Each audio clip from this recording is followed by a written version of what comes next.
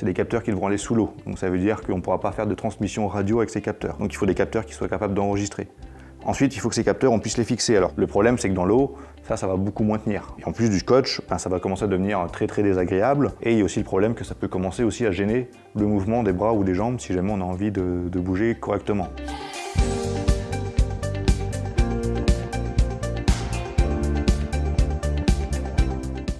Le but du projet Neptune, ça va être de mesurer les performances des différents nageurs en vue des Jeux Olympiques 2024, et puis donc de mesurer ces mouvements et puis d'interpréter les différents mouvements en vue d'optimiser leur entraînement et puis leur trajectoire en fin de compte. Donc ce projet a été porté par l'Université de Rouen en Normandie et puis par l'Université des Ponts. Moi je travaille à l'Université de Lille au laboratoire Cristal. Mon travail là-dedans, ça va être de récupérer les données qui seront issues des différents capteurs. Donc en fait on va accrocher des capteurs sur les différents nageurs et puis à partir des données qui sont récupérées, ça va être d'essayer d'automatiser pour extraire des points clés dans les cycles de nage.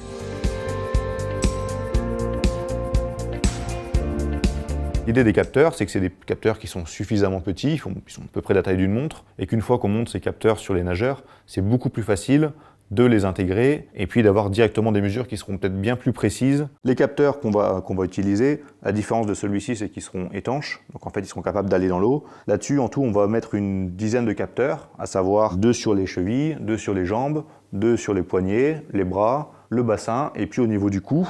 Donc pour pouvoir mesurer différentes choses. Donc là, pour l'instant, la nage sur laquelle on regarde, c'est sur le crawl, parce que c'est la nage sur laquelle on peut avoir le plus de données facilement et sur laquelle il y a beaucoup d'études qui ont déjà été faites. Mais l'idée, c'est que derrière, les méthodes qu'on fait ici, elles seront complètement adaptables pour d'autres types de nage. Ce sera ensuite de passer ça sur la brasse, pourquoi pas sur le papillon.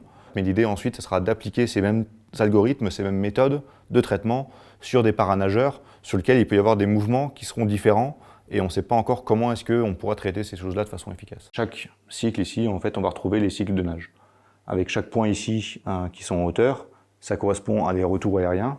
C'est là que le bras, en fait, va revenir et avoir la plus grande vitesse angulaire. Toutes ces nouvelles mesures qu'on va avoir à partir des courbes, c'est d'expliquer aux nageurs et puis aux entraîneurs qu'est-ce que ça représente. Et puis ensuite, expliquer en quoi ces choses-là, ça sera utile pour l'entraînement. Comment est-ce que ces choses-là, on peut s'en servir pour suivre telle évolution. L'objectif vraiment idéal de ce projet, ça serait d'être capable d'arriver avec une mallette qui serait pas plus grosse qu'une petite valise, sur laquelle on aurait des capteurs, un ordinateur, et puis en fait d'être capable de faire une mesure, et puis techniquement, 1 heure plus tard, ou dans la journée en tout cas, d'être capable de ressortir toutes ces valeurs-là, et puis de les avoir de façon interprétable pour l'entraîneur et puis pour le nageur.